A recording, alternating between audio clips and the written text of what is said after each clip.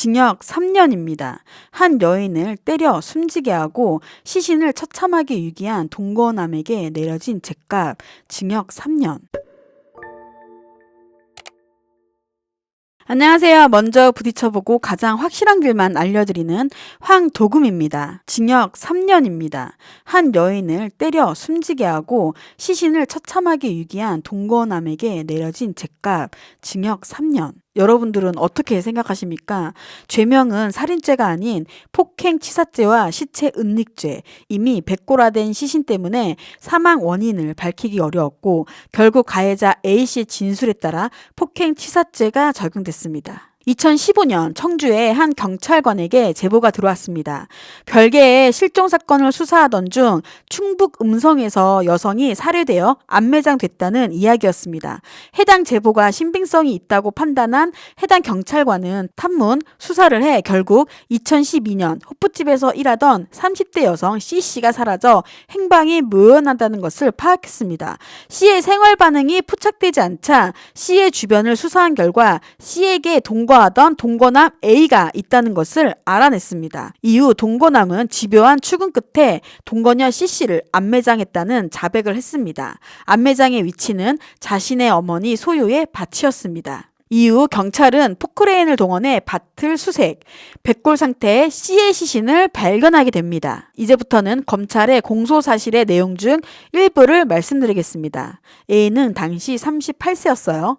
A는 2011년 초경 충북 음성군에서 도우미들을 태워다주는 보도반 차량을 운행하면서 피해자 C를 알게 되었고 2012년 봄부터 사귀면서 충북 음성군의 한 빌라에서 동거하게 되었습니다. 2012년 7월부터 A는 C와 주점을 운영하였는데 A의 어머니 E가 주방 업무, A가 주점 관리, 청소, C가 카운터 관리 및 서빙을 맡았습니다. 여기서 A의 어머니 E는 아들의 동거녀가 도우미 일을 했던 것에 불만을 가지고 C와 헤어지고 전처와 합치라는 말을 자주 했으며 이런 부분에서 의견 대립이 있어 주점 운영에 어려움을 겪었습니다. 2012년 9월 A와 C는 주점의 남자 손님과 주점 근처 노래방에서 놀았고 거기서 C가 자신을 그 남자 손님에게 아는 동생이라고 말한 것에 화가 나서 귀가 이후 다투다 당일 새벽 3시경 왼쪽 주먹으로 누워있는 C의 얼굴 부위를 1회 때렸고 이에 화가 난 C가 헤어지자고 말한 것에 화가 나 그대로 C의 얼굴 부위를 3회 때려 C를 사망에 이르게 했습니다. 이후 자신의 동생 B에게 피해자의 시신을 운반하기 위해 차량을 운전해 줄 것을 부탁했습니다.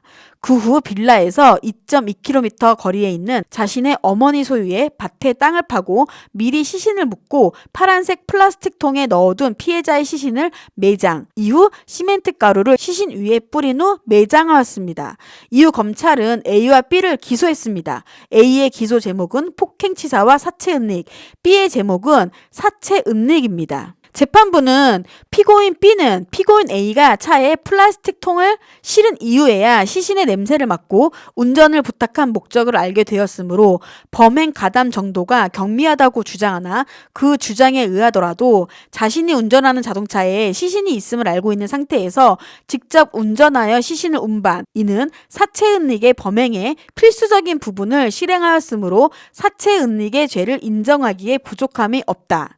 피고인 A는 기존에도 폭력으로 인해 몇 차례 처벌받은 전력이 있음에도 불구하고 폭력성을 발휘하여 동거 중이던 피해자를 폭행하여 사망에 이르게 하였다. 심지어 피해자를 구호하거나 범행을 자수할 생각은 하지 않은 채 시신은 밭에 매장함으로써 사체를 은닉하였고 범행을 영원히 은폐하려 하였다. 피고인 A는 피해자의 유족에게 용서받지 못하였다. 심지어 피고인 A는 자신의 범행에 자신의 친동생을 끌어들인 바 비난 가능성은 더욱 높다. 다만 피고인 A는 피해자와 다투던 중 우발적으로 피해자를 사망에 이르게 된 것으로 보인다. 피고인 A는 범행을 모두 인정하며 반성하고 있다. 피고인 A의 이 사건 범행은 2014년 9월 5일 판결이 확정된 식품위생법 위반죄 등으로 징역 10월, 집행유예 2년을 선고받은 건과 경합법 관계에 있으므로 함께 재판받았을 경우와의 형평을 고려하여야 한다. 여기서 폭행치사와 식품위생법 위반이 도대체 무슨 상관이 있길래 일어나 하는 의문이 있을 수 있습니다. 형법에는 금고 이상의 형의 판결이 확정된 죄와 그게 확정되기 전까지 범한 죄를 경합범으로 다스린다고 하고 있고, 피고인 A가 식품위생법 위반 등의 판결이 확정된 것은 2014년 9월 5일이고 이 폭행치사의 범행은 2012년 9월경으로 그 확정이 있기 전에 행한 것이므로 이 폭행치사와 앞에 식품위생법 위반 등은 경합범이 된다는 것이에요. 또한 형법에서는 경합범 중 판결을 받지 않은 죄가 있을 때에는 그 죄와 판결이 확정된 죄를 동시에 판결한 경우와 형평을 고려하여 그 죄에 대하여 형을 선고하라고 되어 있습니다. 즉 두 사건을 같이 재판할 때의 경우와 맞춰야 한다는 것이죠. 이에 대한 규정 역시 형법에 있습니다. 식품위생법 위반 등은 징역 10개월 확정, 폭행치사 역시 유기징역으로 같은 종류의 형벌이므로 피고인 A에 대한 형량에 있어서는 양형 기준이 아닌 이 형법의 규정이 적용되는 상황입니다. 그렇게 피고인 A는 징역 5년,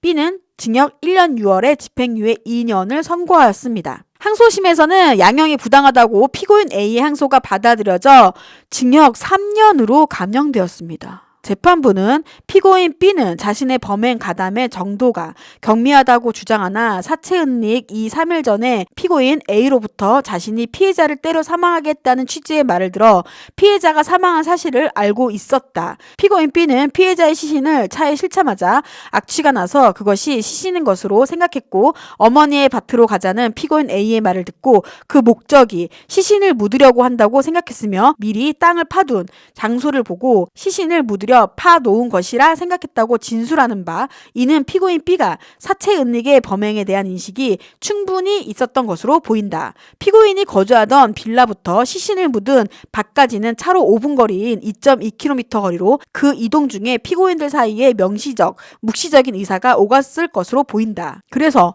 피고인 B의 주장을 받아들이지 않았습니다. 전체적인 판단은 1심과 같으나 항소심 재판 진행 과정에서 피고인 A가 피해자의 아버지와 합의를 한 사정이 인정되어 항소심에 이르러 피해자의 유족이 피고인을 용서하고 합의하여 처벌을 원하지 않고 있는 점을 반영하여 형량을 감형하여 징역 3년을 선고하였습니다. 다만 그 합의하였다는 유족인 아버지는 피해자와 20여 년간 연락을 끊고 지낸 사이였습니다. 검찰은 이에 대해 생전 피해자와 절연 관계에 있던 아버지의 합의가 인정되어 감형된 것이 유감스럽다. 이런 경우를 일반적인 유족의 관계와 동일하게 보는 것은 문제가 있다라는 의견을 밝히기도 했습니다. 다만 검찰은 상고는 하지 않았고요. 위의 주장을 재판 과정에서 주장한 것이 아닌 판결이 선고된 이후 한 것이긴 하다고 해요. 판결은 이렇게 항소심에서 3년으로 확정되었습니다.